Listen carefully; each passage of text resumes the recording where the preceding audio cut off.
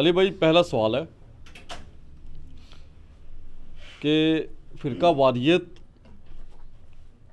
اور دینی بے راہروی کی وجہ سے امت مسلمہ شدید بدحالی کا شکار ہے، زوال کا شکار ہے۔ اب اس کی بدحالی کو خوشحالی میں اور زوال کو عروج میں بدلنے کے لیے مختصر الفاظ میں آپ اکابرین کو یا جو امت کی انٹیلیجنسی ہے اس کو کیا مشورہ دیں گے؟ میں تو ایک ہی مشورہ دوں گا جی، مرنے سے پہلے اے مسلمان کر لے اس پہ غور، کتابوں کا خدا اور ہے، بابوں کا خدا اور۔ کتابیں پڑھیں گے تو فرقہ واریت ختم ہوگی۔ ایک نسخہ اللہ نے قرآن میں دیا ہے، سورہ آل عمران کی آیت نمبر 103 ہے، وَاعْتَصِمُوا بِحَبْلِ اللَّهِ جَمِيعًا وَلَا تَفَرَّقُوا۔ اللہ کی رسی قرآن کو مضبوطی سے پکڑ لو اور فرقوں میں مت بٹو۔ اچھا یہ کہتے ہیں وہ رسی، وہ کہتے ہیں جی یہ رسی، آپ کو پتہ ہے رسی میں کئی بل ہوتے ہیں، ایک بزرگوں کی محبت کا بل ہے، ایک فلانے کی محبت کا بل ہے۔ خدا کے لیے نبی علیہ السلام نے رسی قرآن کو قرار دیا ہے۔ صحیح مسلم میں اوپر تلے 4 احادیث ہیں غدیر خم کی، اس میں آپ علیہ السلام کے الفاظ ہیں 6225 سے 6228 تک صحیح مسلم میں۔ اللہ کی کتاب اللہ کی رسی ہے، جو اس کو پکڑے گا وہ ہدایت پہ ہوگا، جو چھوڑ دے گا گمراہ ہو جائے گا۔ اور دوسری بھاری چیز میرے اہل بیت ہے، اہل بیت کے معاملے میں اللہ کا خوف دلاتا ہوں۔ قرآن میں ہے کہ قرآن کو یعنی اللہ کی حبل اللہ کی رسی کو مضبوطی سے پکڑ لو اور فرقوں میں مت بٹو۔ اس کا کیا مطلب ہے کہ فرقوں میں بٹنے سے بچنے کے لیے کامن بانڈ کیا ہے؟ قرآن۔ اور اینڈ وائس ورسا بھی ہے کہ جو قرآن کو چھوڑ دے گا وہ فرقوں میں بٹ جائے گا۔ دو رزلٹ ہے، فرقوں میں جانے سے بچنا ہے تو قرآن کو پکڑو، اور جو قرآن کو چھوڑ دے گا وہ فرقوں میں بٹ جائے گا، کیونکہ مسلمانوں میں کامن بانڈ کیا ہے؟ ایون سنی شیعہ جو بڑی تفریق ہے اس میں بھی کامن بانڈ قرآن ہے۔ اور آپ کو حیران کن بات بتاؤں، یہ سورہ آل عمران کی آیت نمبر 103 جو ہے نا، قرآن کو پکڑنے کے حوالے سے اس سے زیادہ سخت آیت اس سے 2 آیات آگے جا کے 105 ہے۔ اعوذ باللہ من الشیطان الرجیم، بسم اللہ الرحمن الرحیم۔ وَلَا تَكُونُوا كَالَّذِينَ تَفَرَّقُوا وَاخْتَلَفُوا مِن بَعْدِ مَا جَاءَهُمُ الْبَيِّنَاتُ۔ دیکھنا ہے مسلمانوں ان لوگوں کے مانند مت ہونا جنہوں نے دین میں فرقے بنائے، تفرقہ بازی کی اور اختلاف کیا بینات کے بعد، علم آ جانے کے بعد، یعنی انبیاء اور ان پہ کتابیں نازل ہونے کے بعد تو اختلاف کی کوئی گنجائش نہیں رہتی نا، سیدھا سیدھا مان لو۔ وَأُولَٰئِكَ لَهُمْ عَذَابٌ عَظِيمٌ، ایسے لوگوں کے لیے بہت بڑا عذاب ہے جو بینات کے آ جانے کے بعد اختلاف کریں۔ علماء یہود نے کیا کیا تھا؟ ان الدین عند اللہ الاسلام وما اختلف الذین اوتوا الکتاب الا من بعد ما جاءهم العلم بغیا بینہم۔ اللہ کے حضور ایکسیپٹیبل ریلیجن صرف اسلام ہے، اور اہل کتاب کے علماء نے جو اختلاف کیا ہے اس قرآن کے ماننے کے بارے میں علم کے آ جانے کے بعد، سوائے اس کے کوئی ریزن نہیں ہے، بغیم بینہم، زدم زدہ، آپس کی ٹسل۔ ایڈلر کی سائیکالوجی میں ارج ٹو ڈومینیٹ، ہر بندے کی خواہش ہے کہ لوگ میرے پیچھے چلیں، میں کسی کے پیچھے کیوں چلوں۔ یہی خواہش علماء یہود کی بھی تھی کہ ہم کیوں پیچھے لگیں، یہ ہمارے پیچھے کیوں نہیں چلتے۔ تو ایک ہی چیز ہے، لوگوں کو قرآن کے ساتھ جوڑیں۔ میں بار بار کہتا ہوں کہ پاکستان کے آئین میں یہ شک داخل کرنی چاہیے کہ پاکستان میں بغیر اردو ترجمے کے قرآن چھاپنا قانوناً جرم ہو۔ کیوں لوگوں کو طوطے بنا رہے ہیں؟ اور یہ سب کچھ باقی ملکوں میں بھی OIC یعنی OIC جو ہے آرگنائزیشن آف اسلامک کنٹریز، یہ OIC کی بجائے OIC بنے اور یہ پاس کرے کہ عرب ملکوں کے سوا جتنے ملکوں میں قرآن چھپ رہے ہیں بغیر ترجمے کے نہ چھپیں، اور ایسے علماء پہ جرمانہ کیا جائے جن کی مسجدوں میں صرف عربی قرآن نکلے، اور صرف ترجمہ بھی چھاپنا میں حرام سمجھتا ہوں، کیونکہ ٹیکسٹ کی غلطی پھر قرآن کے کھاتے میں پڑ جاتی ہے۔ خالی اردو ترجمہ نہیں چھپنا چاہیے، عربی لکھی ہو۔ اور آج کل ایک بڑے پیاری پرنٹنگ کی ہے ترجمان القرآن والوں نے، مولانا مودودی کا ترجمہ انہوں نے چھاپا ہے اور بڑا زبردست کیا ہے۔ ایک پورے صفحے پہ عربی ہے اور پورے دوسرے صفحے کے اوپر اردو ہے، تاکہ آپ اس کو اگر صرف اردو پڑھنا چاہیں تو پڑھ لیں، اور کاؤنٹر ویریفائی کرنا چاہیں عربی ٹیکسٹ کے ساتھ تو آپ کر لیں۔ کچھ لوگوں نے صرف اردو بھی چھاپی ہے، وحید الدین خان صاحب کا ترجمہ، وہ غلط ہے۔ وجہ ہے کہ جب کنفلکٹ آئے گا تو پھر کیا کریں گے آپ؟ تو چونکہ ہمیں تو فخر ہے کہ ہمارے پاس اوریجنل ٹیکسٹ میں قرآن موجود ہے۔ یہ تو مصیبت بائبل کی تھی کہ جن کے پاس ہبرو لینگویج کی بائبل ہی کوئی نہیں ہے۔ سب سے اولڈر بائبل ان کے پاس گریک ہے، اس کا ہبرو میں ٹرانسلیشن ہوا ہے۔ قرآن کا عربی میں ٹرانسلیشن نہیں ہوا, قرآن خود عربی میں نازل ہوئی ہے, انگلش میں ترجمہ کریں, چائنیز میں کریں, اور اللہ کا شکر ہے سعودی حکومت سے لاکھ اختلاف, لیکن یہ اتنی بڑی نعمت ہے امت کے لیے کہ جتنے لوگ حج پہ جاتے ہیں ان لوگوں کو ان کی زبان میں ترجمے وہ فری بانٹتے ہیں. ہر حاجی کو, عمرے والے کو تو نہیں دے سکتے, بہت زیادہ خرچہ ہے, حاجی کو وہ دیتے ہیں. یعنی میں اور میری وائف 2007 میں حج پہ گئے تھے, ہم دونوں کو الگ الگ انہوں نے قرآن دیا تھا فری. وہ یعنی قرآن پاک کی, یعنی اگر آپ دنیاوی اعتبار سے دیکھیں تو 1200-1300 روپے اس کی مالیت بنتی ہے کم از کم.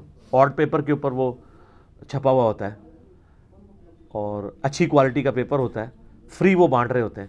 تو قرآن پاک ترجمہ کے ساتھ ہوں, اور جس طرح ابھی ہمارے پاس کورس بھی آیا ہوا تھا ریویو کے لیے, عمر بھائی آپ نے بھی وہ ریویو کیا ہے وہ کورس جو 5ویں تک کا اسلامیات کا کورس, ابھی جو پی ٹی آئی کی گورنمنٹ نے اس کو ریوائز کرنے جا رہے ہیں, اور اس میں کئی لوگ ہیں جو یعنی اسٹوڈنٹس ہیں ہمارے ویڈیوز کے اعتبار سے جو اس میں شامل ہیں, ان تک یہ بات پہنچائی ہے کہ بھئی یہ 6 کلمے جو ہیں اس میں 4 کلمے ثابت ہیں, اگلے 2 کلمے جو ہیں یہ لوگوں نے بنائے ہیں, یہ کورس میں سے نکالیں.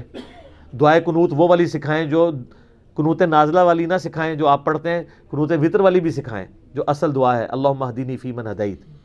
صبح شام کے اذکار بتائیں, اور اسی طریقے سے اس میں قرآن ترجمے کے ساتھ بھی انہوں نے شامل کیا ہوا ہے. میٹرک تک گامدی صاحب نے بھی جو وہ کورس ریوائز کیا ہے نا براڈ بیس ایجوکیشن والا, اس میں ہے کہ میٹرک تک پورا قرآن ترجمے سے کور ہو جانا چاہیے. تفسیر کو نکال دیں, وہ ہر بندہ اپنا اپنا جو کرنا ہے کرے, ترجمہ ایک دفعہ ایمانداری سے پڑھا دیں تاکہ مولوی جو تفسیر میں گھسا نا اس کے شر سے بچائیں. اور سر مولوی ترجمے میں نہیں گھس سکتا. اعلیٰ حضرت میں نے بھی ترجمہ کیا ہے ایاک نعبد و ایاک نستعین کا, اے اللہ تیری ہی عبادت کریں اور تجھی سے مدد چاہیں. بعد میں ویسے شیخ عبد القادر جیلانی کو پکارتے رہے ہیں, قرآن میں نہیں ڈنڈی مار سکے. شیعہ کا ترجمہ اٹھا لیں یہی لکھا ہوا ہے, بریلویوں کا اٹھا لیں یہی لکھا ہے, دیوبندیوں کا, اہل حدیث کا ترجمہ سب نے صحیح کیا ہے. مولوی گھستا ہے نا تو وہ حاشیے میں گھستا ہے. قرآن کی تو اللہ نے حفاظت کی ذمہ داری, کئی ترجمے میں بھی 19-20 کی ڈنڈی ہے نا تو وہ خود پکڑی جاتی ہے. اعلیٰ حضرت نے وہ انا ارسلناک شاہدا ومبشرا ونذیرا کا ترجمہ کیا, حاضر و ناظر شاہد کا ترجمہ. لیکن سورہ بقرہ میں جب یہ آیات آئیں اور سورہ حج میں کہ اے امت محمدیہ صلی اللہ علیہ وآلہ وسلم, اس نبی کو ہم نے تم پر شاہد بنایا ہے اور تمہیں اگلی امتوں پر شاہد بنایا ہے, تو وہاں شاہد کا ترجمہ ان کو یہ کرنا پڑنا تھا کہ نبی علیہ السلام تو صرف اس امت پہ حاضر و ناظر ہے اور یہ امت جو ہے ساری امتوں پہ حاضر و ناظر ہے. وہاں انہوں نے گواہ ترجمہ کر دیا, اور گواہ اللہ کا گواہ جو اللہ کی گواہی لے کے شہادت علی الناس, یعنی اللہ کی دعوت پہنچانے والا, پریکٹیکلی اللہ کے حق کو, توحید کی بات کو امت تک پہنچانے والا, یہ حق پہنچانے والا, اللہ کی توحید کا دائی, یہ شہادت علی الناس کرنے والا ہر مسلمان کو ہونا چاہیے. وہاں ترجمہ انہوں نے صحیح کر دیا. تو کہیں اگر کسی سے ڈنڈی ماری بھی گئی ہے نا, الٹیمیٹلی وہ دوسری جگہ ترجمے میں پکڑی جاتی ہے. اور میں کئی لوگوں کو جانتا ہوں جنہوں نے اپنے فرقے کا ترجمہ پڑھا ہے اور اللہ تعالیٰ نے انہیں ہدایت تک پہنچا دی ہے. کتنے لوگ ہیں, میں یعنی کتنے لوگوں کو پرسنلی جانتا ہوں. ہمارے ایک دوست آفس کے کولیگ کٹر بریلوی تھے, شرک میں ڈوبے ہوئے, ڈاکٹر تھے, پڑھے لکھے ڈاکٹر, دنیاوی تعلیم دیکھ لیں, دینی تعلیم کیا. ان کو 2-3 دفعہ ہارٹ اٹیک ہوا. آخری دفعہ جب ہوا نا تو ڈاکٹر نے کہا کہ یہ آپ ایکسپائر ہوتے ہوتے بچے ہیں, اب اگر اٹیک ہوا تو آپ بچیں گے نہیں. دنیاوی زندگی گزار رہے تھے, اللہ کی طرف آئے, داڑھی رکھ لی, اور بڑی ایمانداری سے ایک پریکٹسنگ بریلوی بننے کی انہوں نے کوشش کی کہ میں تو چونکہ بریلوی ہوں تو مجھے ایک اچھا بریلوی بننا چاہیے. اچھا مسلمان بننے والا تو چکر نہیں ہو, پی کے والا میرے کلپ آپ دیکھ لیں, شیعہ ہوتے تو اچھے شیعہ بن جاتے. انہوں نے ایمانداری سے کنز الایمان احمد بریلوی صاحب کا ترجمہ خریدا مارکیٹ سے, قرآن کا ترجمہ اعلیٰ حضرت کا پڑھنا شروع کیا. قرآن کا ترجمہ مکمل نہیں ہوا, اللہ نے ان کو ہدایت دے دی. حالانکہ ترجمہ وہ پڑھ رہے تھے اعلیٰ حضرت کا, اور ترجمہ پڑھنے کے بعد ان کو سب سے زیادہ اختلاف اعلیٰ حضرت کے عقیدوں سے ہو گیا. یہ لوگ میرے پہ بھی پراپوگنڈا کرتے ہیں نا, یہ لوگوں کہتا ہے جی علماء کو چھوڑ دو. سر میں کبھی نہیں کہتا ہوں, میں نے آج تک اپنا ترجمہ لکھ کے کسی کے حوالے نہیں کیا. میں تو یہی کہتا ہوں کہ اپنے علماء کا ہی ترجمہ پڑھیں, لیکن یہ لوکل علماء کا نہیں, بزرگوں کا. جو لوکل تو ان کے بچوں کے بچے ہیں. اگر ایک دیوبندیوں کو میں کہتا ہوں اشرف علی تھانوی سے قرآن پڑھو, اس کا ترجمہ پڑھو, تو اسے عام دیوبندی مفتی سے قرآن کا ترجمہ پڑھنے کی کیا ضرورت ہے؟ کوئی کہہ سکتا ہے میں اعلیٰ حضرت سے بہتر ترجمہ پڑھا سکتا ہوں بریلوی عالم, تو سر آپ کنز الایمان ڈائریکٹ پڑھیں. کوئی کہہ سکتا ہے میں فرمان علی شاہ سے بہتر شیعہ کا ترجمہ لکھ سکتا ہوں, تو آپ فرمان علی شاہ کا پڑھیں. جونا گھڑی صاحب کا پڑھ لیں اہل حدیث، اور سادہ لوگ جو ہیں وہ فتح محمد جلندری اور مولانا مودودی کا ترجمہ پڑھ لیں، آپ اپنے فرقے کا ترجمہ پڑھیں، لیکن ترجمے میں جب کوئی گھسنے لگے گا نا، قرآن سورہ حمیم میں سجدہ میں ہے کہ باطل نہ آگے سے داخل ہو سکتا ہے، نہ پیچھے سے، نہ دائیں سے، نہ بائیں سے۔ اس کتاب کی اللہ نے حفاظت کی ذمہ داری لی ہے، ٹیکسٹ کی تفسیر میں ڈنڈی ماری ہے نا، وہ علیحدہ بات ہے، ترجمے میں کسی نے نہیں مانی۔ تو قرآن ہی ایک کامن بانڈ ہے، کامن بانڈ کے بغیر آپ کبھی بھی امت کو جوڑ نہیں سکتے، فرقہ واریت ختم نہیں کر سکتے۔ گھنٹوں میں بول سکتا ہوں، اگلا سوال کریں۔ جزاک اللہ، ماشاء اللہ۔ علی بھائی، دوسرا سوال یہ ہے کہ چھوٹے بچے جن کی عمر 8-10 سال ہے یا اس سے کم ہے، ان کے اندر عقیدہ توحید ان کو کیسے راسخ کرایا جائے، اس کے بارے میں آپ والدین کو یا ان کے بڑے بہن بھائیوں کو کیا مشورہ دیں گے؟ ان کو میں ایک مشورہ دوں گا، لیکن بڑا مشکل مشورہ ہے جی کہ بچے بندروں کی مانند ہوتے ہیں، بچوں کو آپ پڑھا نہیں سکتے، بچوں کے سامنے جو کرتے ہیں نا وہ کرتے ہیں۔ تو بندے دے پتر بن جاؤ تسی خود، یعنی جو چاہتا ہے کہ اس کا بچہ موحد ہو، وہ اس کی لائف گاڈ اورینٹڈ ہونی چاہیے، ہر جگہ گاڈ کا کنسپٹ اس کی زبان میں، قول اور فعل میں نظر آنا چاہیے۔ یار میں اگلے دن حیران ہو گیا، میرا بچہ ماشاءاللہ 10 سال کا ہے، میں نے اسے کو قرآن ترجمے سے نہیں پڑھایا ہوا، ظاہر ہے اس کی بھی اس طرح کی ایج نہیں، چند ایک چیزیں اس کو چلے پتہ ہوگی اپنے طور پہ، تو لیکن ظاہر ہے میں اس کے ساتھ رہتا ہوں، وہ میری لائف کو آبزرو کرتا ہے، ٹھیک ہے، تو وہ ہم نعتیں یہاں پڑھواتے ہیں نا، تو مجھے اگلے دن کہنے لگا کہ بابا یہ نعتوں میں اتنا شرک ہوتا ہے، تو آپ بھی ذرا دیکھ سن کے نعت پڑھوایا کریں۔ ماشاءاللہ۔ مجھے تو 31 سال کی عمر تک نہیں پتا تھا شرک کیا ہوتا ہے، کیونکہ ہمیں تو بتایا گیا تھا شرک ختم ہو گیا ہوا ہے۔ صرف یہ ہے کہ ہر بندہ جبلی طور پہ توحید کے اوپر ہوتا ہے جب تک اسے کوئی پڑھا نہ دے۔ کئی ایک چیزیں ہیں جو جبل نہیں ہیں، میں آپ کو بتاؤں، میں ایف ایس سی کا اسٹوڈنٹ تھا تو میں زور اثر کے اندر امام کے پیچھے سورہ فاتحہ پڑھتا تھا، سورت بھی پڑھتا تھا، ظاہر ہے میری عقل نہیں مانتی تھی کہ میں اب امام کی قرات تو نہیں سن رہا، تو خاموش کھڑا رہوں، بیٹھ کے نمیریکل حل کرتا رہوں اپنے اسکول کے۔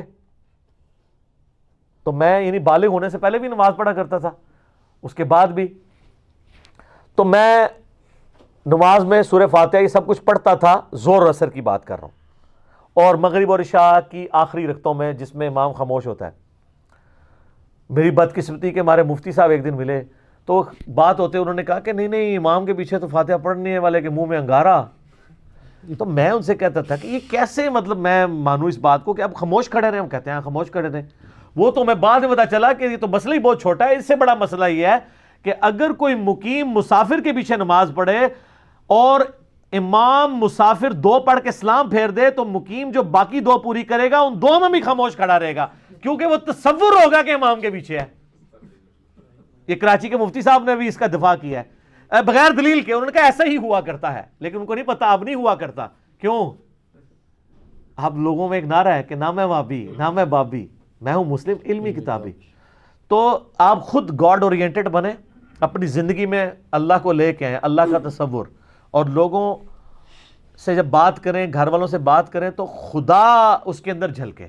نبی علیہ السلام کی ہر چیز اللہ کے گرد تھی، ہم لوگ تو اللہ کو نکال کے انڈرسٹوڈ ایک اخلاقیات میں باتیں کر رہے ہوتے ہیں۔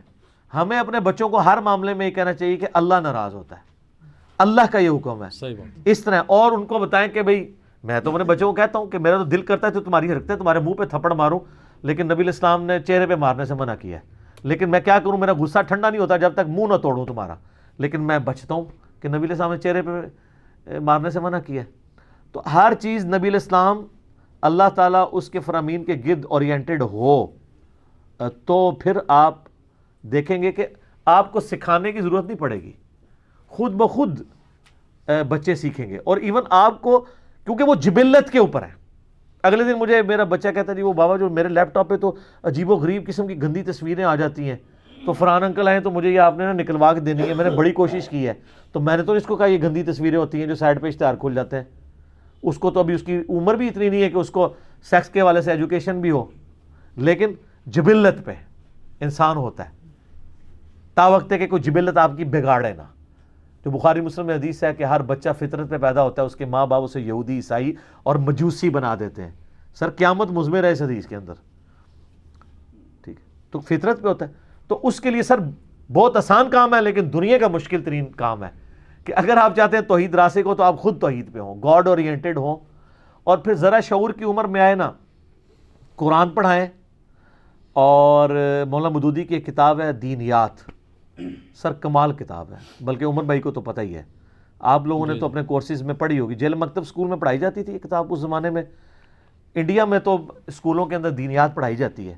یہ کتاب پہلی دفعہ, یہ دینیات, ہم تو بچپن میں آپ لوگ تو اسلامیات پڑھتے نا, ہم دینیات بھی پڑھتے رہے, وہ دینیات ورڈ پہلی دفعہ ڈیوائز ہی مودودی صاحب نے کیا ہے. اس میں انہوں نے جو ینگ ایج میں لوگ جا رہے ہیں نا خدا کا کانسیپٹ, ایتھیزم کے خلاف کہ کائنات خدا نے بنائی ہے, کسی یعنی سپریم بینگ نے اس کو کنٹرول کیا, یہ اس حوالے سے انہوں نے اتنی پیاری گفتگو کی ہے. اس کا پی ڈی ایف بھی ہم نے اپنے گروپ میں شیئر کروایا تھا, چھوٹی سی کتاب ہے, کمال کتاب ہے, وہ پڑھنے کے لیے دیں تو کانسیپٹ کلیئر ہوگا. لیکن کتابی باتیں کتابوں میں رہ جاتی ہیں جب تک آپ پریکٹیکلی خود گاڈ اورینٹڈ نہیں ہوں گے.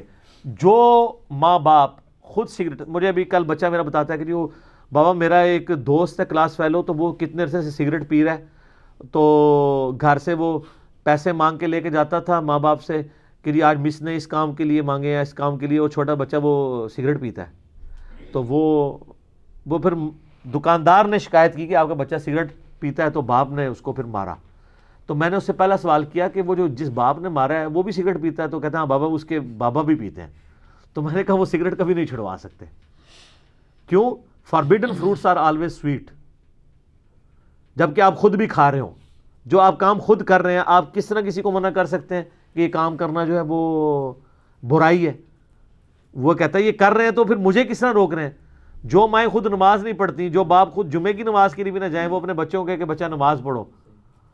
تو یہ اسی طریقے سے ہے جیسے ٹی وی پہ آ کے بڑے بڑے لوگ ہمیں اخلاقیات کا درس دے رہے ہوتے ہیں اور خود زندگی میں انتہائی بد اخلاق لوگ ہوتے ہیں. وہ بس یہ اسی طریقے سے ہے, کتابی باتیں کر کے سائڈ پہ ہو جائیں, پریکٹیکلی خود اپنے اوپر طاری کریں اس چیز کو. اور قرآن سب سے بہتر کتاب ہے کسی کو توحید سکھانے کی. قرآن جس جاہو جلال سے سٹارٹ ہوتا ہے اینڈ تک, وہ تو سب کچھ گاڈ کے گرد گھومتا ہے, اللہ کا تصور. اور اس کے لیے کوئی اللہ کی ضربیں مارنے کی ضرورت نہیں ہے, کوئی سبحان اللہ کی تسبیح پڑھنے کی ضرورت نہیں ہے. پہلے کانسیپٹ کلیئر ہو, ایک فیصلے کی ضرورت ہے, باقی چیزیں بعد میں آتی ہیں. ٹھیک ہو گیا جی؟ جزاک اللہ خیر.